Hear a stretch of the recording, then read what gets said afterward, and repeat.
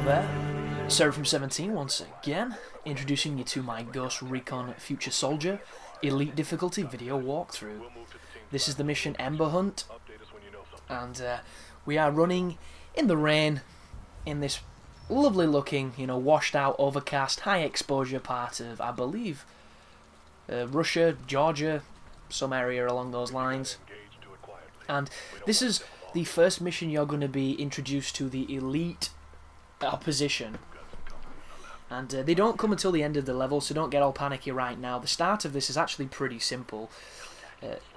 It's never as simple as it should be when I record though, because God hates me, and it's all the more enjoyable to get a couple mistakes on your recording, so it gives you something to talk about.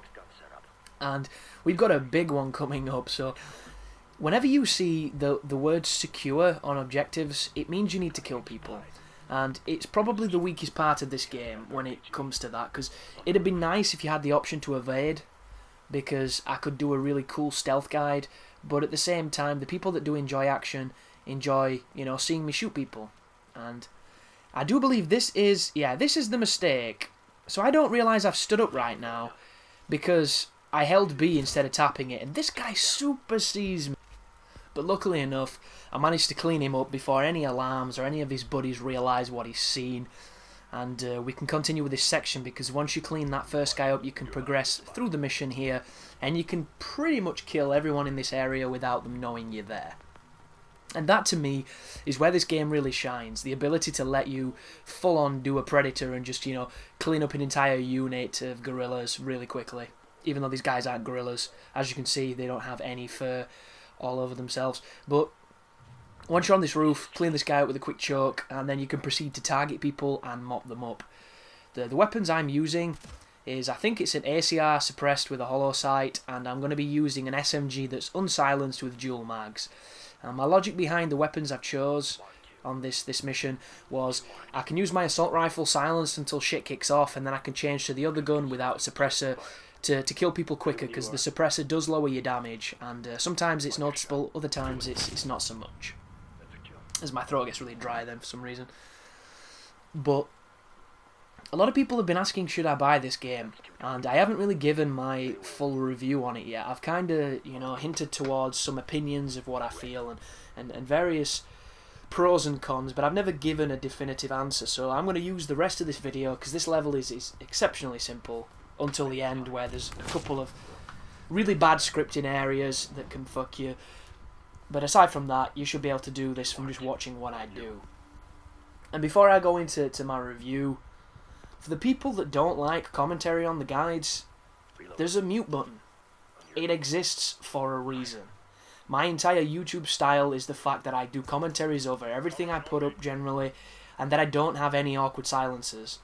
I don't talk all the way through the video because I want to annoy people. I do it because I think it makes the video flow better, and it enables me to interact with my community, because I might mention something they enjoy and then they'll share their opinions. And all it is a platform to build conversation from, to build some kind of unity with my subscribers. I'm not doing it to frustrate you if you don't like it, and if you don't like it, go somewhere else. There are plenty of guides.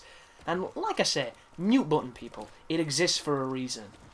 I don't understand this mentality of people that don't like something about a video and have the ego of a fucking deity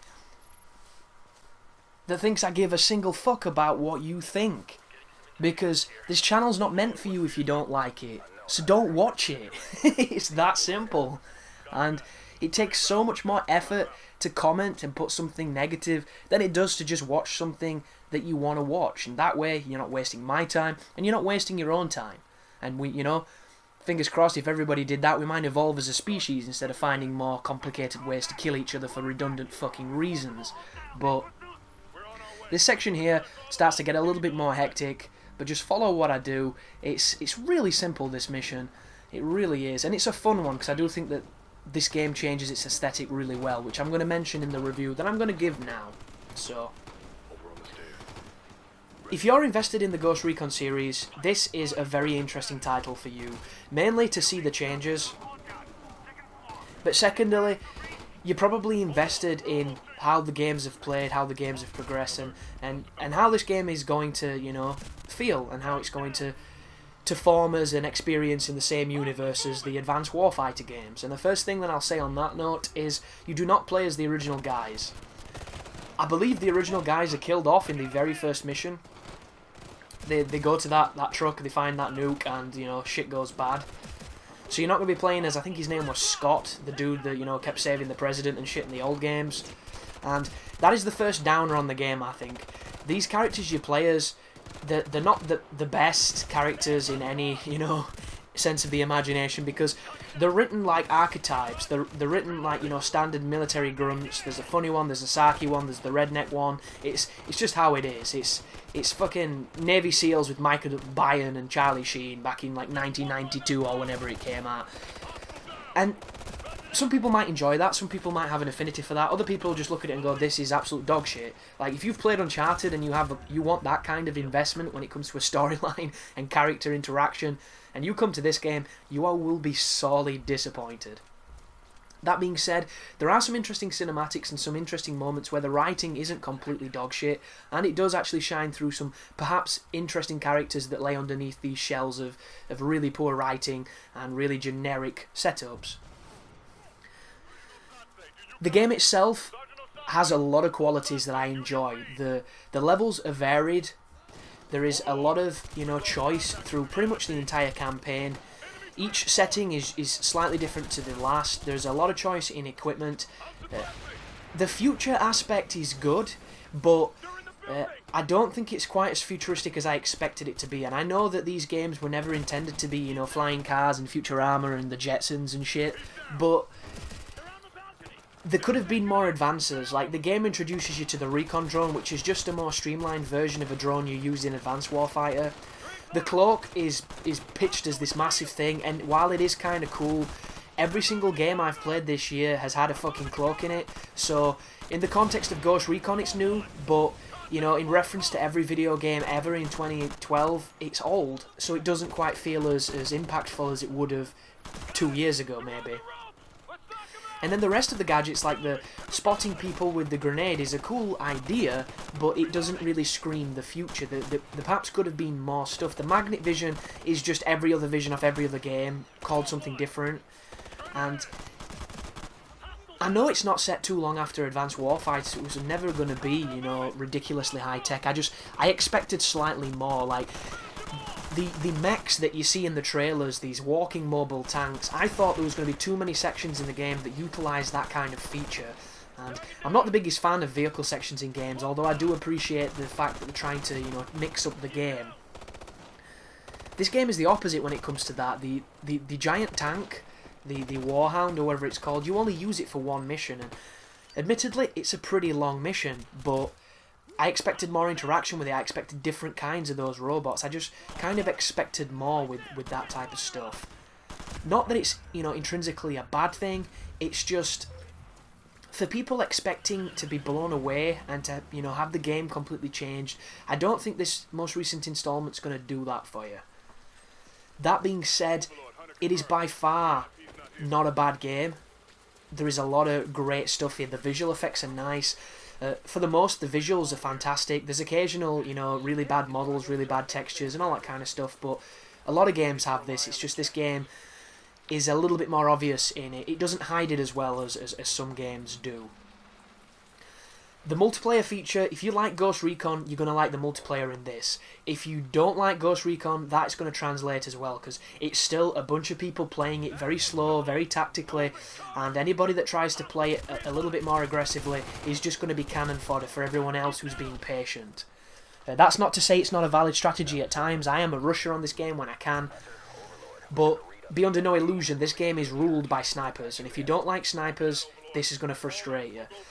The game modes are completely limited compared to GRA 2, so that's a little bit disappointing that they don't have the same amount of game modes. And then there is a 4-player co-op online, which is fantastic, if not a little bit unbalanced at times. It's a cool addition, but it's mandatory these days. You really can't release a game without it. And then the final thing is Guerrilla mode, where it's this game's equivalent of Horde mode, and it's a fucking shambles. This mode could be terrific because it's interesting, it's fun, and it's got some cool ideas. The problem with it is the worst implementation of menus and characterization that a game could ever do. It's criminal in how they've fucked this up. You can't choose the guns that you go into this mode with. This is a game that is pretty much being sold on the premise that you can customize every part of every gun, and you can't do that in this mode. You have to pick up guns off the dead soldiers. Absolutely retarded. To make it even worse, it's just like Firefight on ODST. You have to invite your friends. There is no matchmaking for this horde mode. How does this happen? 2012, people. How do these games get released with these menus that are this fucked up? And that is the biggest problem with the game. The menus are horrific. The menus are something from 2005. They just do not convey enough information. If you want to know how close you are to achievements, you have no way generally of telling you. If you want to know what missions you've done the side objectives on, you really have no way of knowing until you play those fucking levels. It's redundant and it's ridiculous, but unfortunately, it is what it is. Should you buy it? That is really up to you and how much you're going to get out of it, because the value for money here is a ratio indicative of your previous interest in this series. If you have no interest and you're burnt out on modern shooters, this is not going to ignite your love of them again. But if you're invested in Tom Clancy's games and you're looking for something that's fun and worth the pretty cheap price, because I think it's only like 30 odd quid now. It should have been at 44, but it's quite cheap. So I think it's worth it, but as I mentioned, I like these games, and I enjoyed this thoroughly.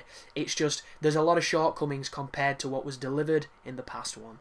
So, with that knowledge, go forth and buy or don't buy. It's really that simple. But thanks for watching, guys, and you take care now.